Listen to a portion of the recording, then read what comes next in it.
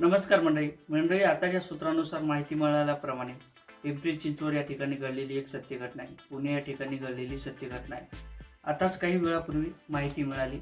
त्या माहितीनुसार पिंपरी चिंचवड या ठिकाणी ती मुलगी 12व्या मजल्यावर जाते आणि त्या ठिकाणी 12व्या मजल्यावरून खाली उडी मारून त्या ठिकाणी आपला जीव गमावते. त्या ठिकाणी तिची आत्महत्या होते.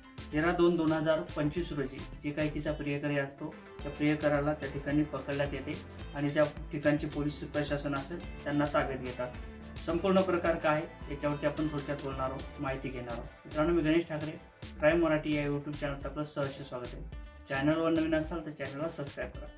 आता ज्या पद्धतीने प्रेम प्रकरण असलेले मोठ्या प्रमाणात सध्या सुरू आहे, कुठेतरी आपल्याला सतर्क राहणं हे गरजेचं असणार आहे. पिंपरी चिंचवड या ठिकाणी प्रवीण नावाचा मुलगा असतो आणि सविता नावाची ही मुलगी असते.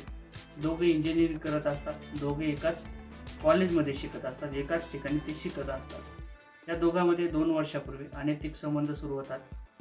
अनैतिक संबंध एवढे काही टोकाला जातात, त्या ठिकाणी शारीरिक संबंध वाढल्या जातात. त्यानंतर प्रत्येक जागेवर भेटणं, कुठेतरी हॉटेलला जाणं, कुठेतरी लॉजिंगवर जाणं, अशा पद्धतीने त्यांचं प्रेम प्रकरण सुरू होते. त्या ठिकाणी अनैतिक संबंध सुरू होतात. शरीर भूका भागवल्या जातात. त्यानंतर प्रत्येक जागेवर त्यांच्या वासना जागृत होतात आणि हा जो मुलगा असतो प्रवीण नावाचा, त्या ठिकाणी त्या मुलीचा यूज करतो. मुलीचा यूज केल्यानंतर त्या ठिकाणी जी काही मुलगी असते ती त्या मुलाला लग्नाची मागणी करते. आपण लग्न करू असंही बोलते, परंतु तो मुलगा जो होता तो कुठेतरी टाळाटाळ करण्याचा प्रयत्न करत होता. कारण तर ज्या काही गोष्टी असतात त्यांच्या भागलेल्या असतात, त्या कारणाने ते मुलगा त्या मुलीला टाळण्याचा प्रयत्न करतो. परंतु मुलगी हट्ट लावते, मला तुझ्यासोबत लग्न करायचं आहे. इतक्या दिवसची आपली मैत्री आहे, 2 वर्ष झाले, आपण प्रेम करतो, त्या कारणाने आता मला कुठेतरी लग्न करायचं आहे अशी ती मुलगी त्याला म्हणते. परंतु ती मुलगा काय ऐकायला तयार होत नाही आणि एके दिवशी असंच घडते, जी काही मुलगा असते ती नाकार देते.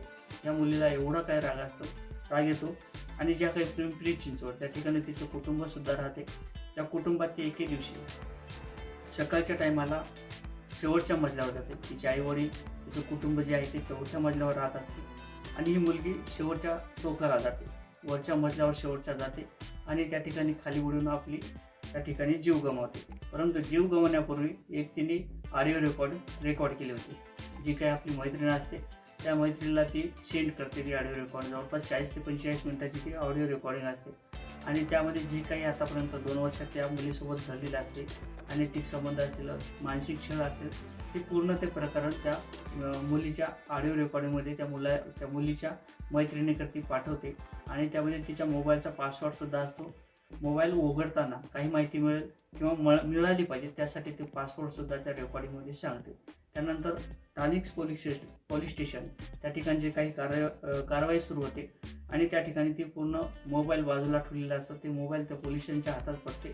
त्यानंतर जे काही पोलीस प्रशासन असेल त्याच्या माध्यमातून कारवाईला वेग येतो आणि जी काही ऑडिओ रेकॉर्डिंग असते त्या मुलीची जी ऑडिओ रेकॉर्डिंग असते ती पूर्णपणे ऐकल्या जाते.